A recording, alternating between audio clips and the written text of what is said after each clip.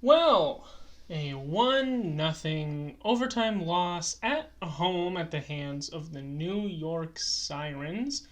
And while the score reflects that this game was close, trust me, it was not. And it's so disappointing coming from this group. Bear in mind that 2 games ago, Toronto blew a late third period lead to the Sirens to lose 3-2 in regulation in New York.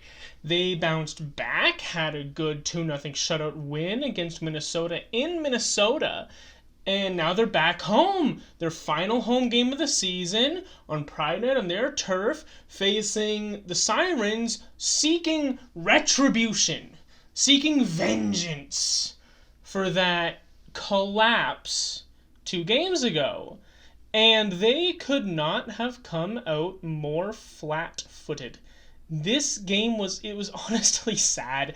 Like, New York wanted this one badly. They needed to win in regulation in order to even have a chance at the playoff race. And they showed that from the drop of the puck. They were all over Toronto. They were controlling the play. They were getting the ozone time. They weren't letting Toronto break in or set anything up.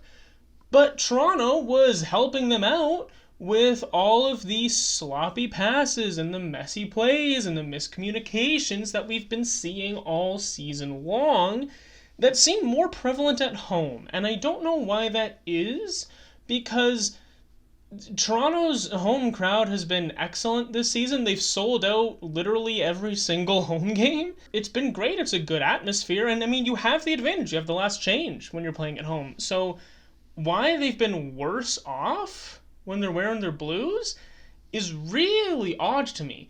But 12 minutes in, Toronto gets a power play. And honestly, it starts off pretty good. They get the initial possession and they're setting up, they're getting good shots. You can feel that momentum is starting to turn in their favor, that New York might be getting caught back on their heels now that Toronto is establishing themselves in the zone and actually getting some offensive opportunity.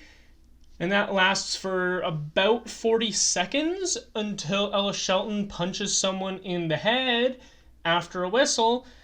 And now we're on to 4-on-4, and it was all New York from there on. Shelton got another penalty later in the same period for an illegal body check. I think that call was iffy, but hey, I'm not the ref. And Toronto spent a lot of this game shorthanded. Now, fortunately, they were able to kill it off. Toronto's penalty kill from Minnesota carrying into this game has been stellar.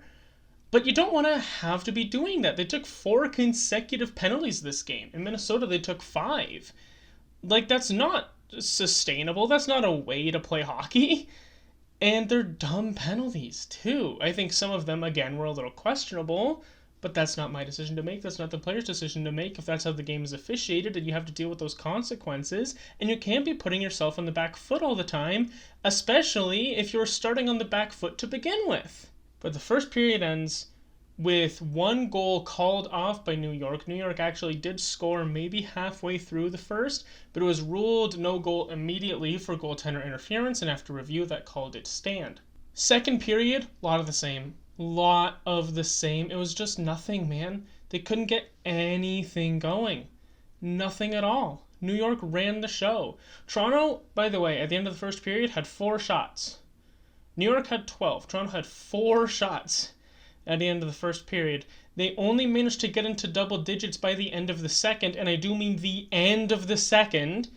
Their 10th shot of the game came with 9 seconds remaining in the second period. New York was running the show. Toronto couldn't get anything going until the third period, and someone fired somebody up in that locker room. I don't know who spoke. I would love to. They actually came out with a bit more fire. They came out with the realization, hey, we kind of really need these 3 points if we want to make the playoffs, which I'm assuming is still their goal. So they came out storming in the third, and they actually did have a bit more opportunity, but they weren't so overpowering. The shots were even in that period, and I think the pressure was about the same. I would say Toronto's chances might have been a little more dangerous. They had a lot more rushes, but the amount of mistakes they made through the whole game was simply hard to forgive and hard to explain and hard to justify. They were doing it to themselves. Like, New York definitely wanted this game more. I could tell you that from minute one. But Toronto, not only were they the second best team on the ice, they seemed so like lackluster. They seemed so down and slow and sluggish and lethargic and just messy.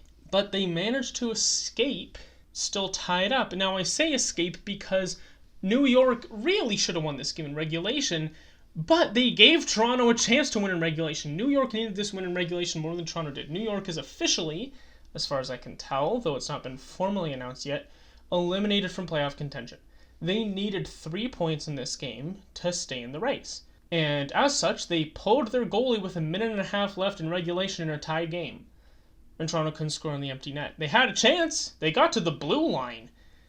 And they didn't put it in.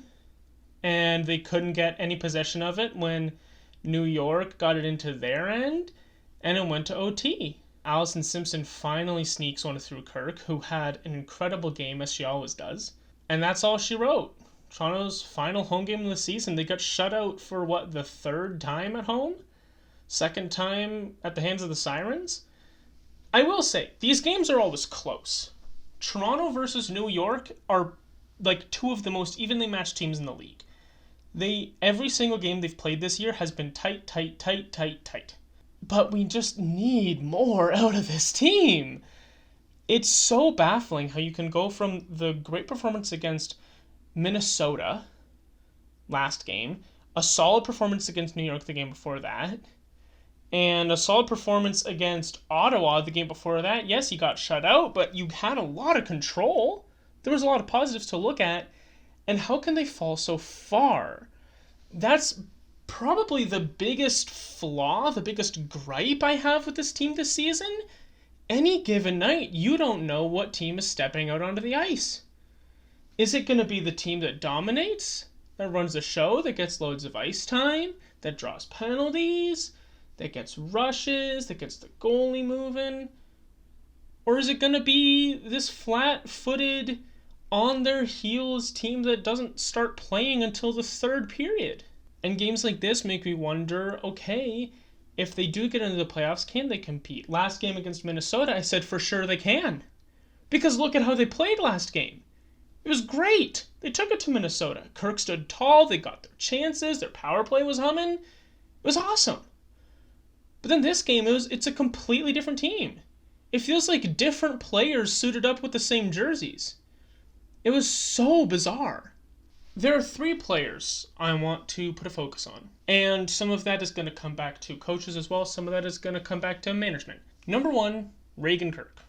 Reagan Kirk should have the highest contract on this team. Reagan Kirk shouldn't have to pay for another meal as long as she's on this team. She shouldn't have to pay her bloody rent. Man, if it weren't for Reagan Kirk, this team would be... I don't want to think about where they would wind up. Like, the amount of games like this that she has kept them in, that they don't necessarily deserve to be in and be in as close of a game as they are. Like, she has been half their team on especially nights like these when they just haven't shown up for most of the game. She is incredible. She's been such a good starter for them. She's been so solid, so consistent. I said a few games ago, she's the 3rd best goalie in the league. She's nuts. And I think she'd be getting a lot more recognition, the same recognition that Desbiens and Frankel get, if the team in front of her was better. If the team in front of her actually had the oomph and the goal support to back up what she's been putting down. The amount of defensive zone giveaways that Toronto let up, the amount of sloppy passes that led to turnovers, that led to odd woman rushes that Toronto gave up this game, that Kirk stonewalled. Games like this really remind you how incredible of a goaltender she is and how much of the backbone of this team she is. Second player I want to go to is Ella Shelton. Ella Shelton, honestly, I haven't been all that impressed with this year.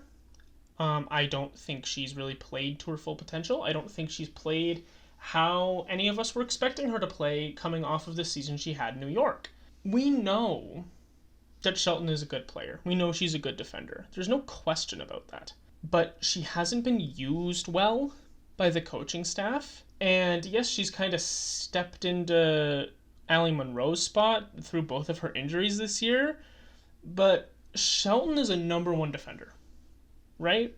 That's what she is. That was her role in New York. She's your number one defender. And she's great at that. Fast is the number one defender in Toronto. We have that already. So, okay, you're pairing Fast and Shelton. Well, their chemistry is a bit wonky. I don't know if their play styles work. I don't know what it is. But they just don't quite go together that well. I personally have been much more bullish on a pairing of Fast and Harmon. That worked really well last season. And when they've been together this season, seem to have worked well as well. But then Flanagan and Monroe is a really good pair. You don't really want to break that up unless, of course, you have to when Monroe is injured. So do you put her on the second line with Flanagan? Yeah, sure, you can. But Troy Ryan doesn't want to do that. So, okay, do you put her on the third line with Shelton? Shelton really doesn't fit into this lineup. And this is where it's going to come back to management. Because we didn't need her. I understand that Kingsbury and Ryan are Hockey Canada people. And they like their people. Hockey has a big problem of being, quote-unquote, an old boys club, in this case an old girls club, where they like who they like, and they're going to take who they're going to take. In this situation, that was Alice Shelton, and that's kind of fine, but it wasn't what the roster needed. And not only was it not what they needed, it's really screwed up the entire decor. It's made it, it's not been effective. It's been weird. And I think with the role that she's been given, which I'm not totally certain what it is, because it's not number one defender, that's Fast. Is it 2? Is it 3? Is it the second line leader? It's hard to say. She's kind of in a floating phantom zone. And she's bobbled so many pucks. She's made so many errant passes, and this game was just a bad game. She took 2 needless, unnecessary, emotional penalties that she straight up didn't need to take, and I think it really hurt Toronto's momentum, especially with that first one that cut their power play short. I just haven't been impressed with her, and I don't think it's her fault. I think it's the coaching's fault. I truly do.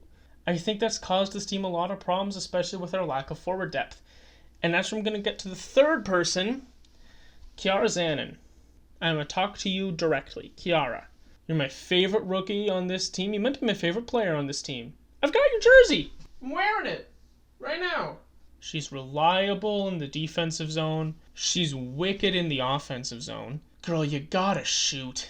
You gotta shoot. You have a wicked shot. We saw it in preseason. I saw those highlights.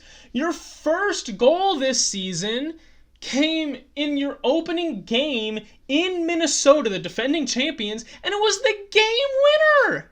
We know how good that shot is. Use it. Zanin, you had 3 odd woman rushes in a row in the third period, and you passed it every time. And a clean shot didn't get off on one of them. Not one of them.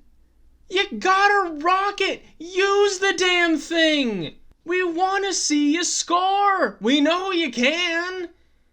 Come on. Is it confidence? Is it the yips? What is it? What's preventing you from that? I understand if you might be more of a playmaking forward. Sure, I get it. You have a great shot.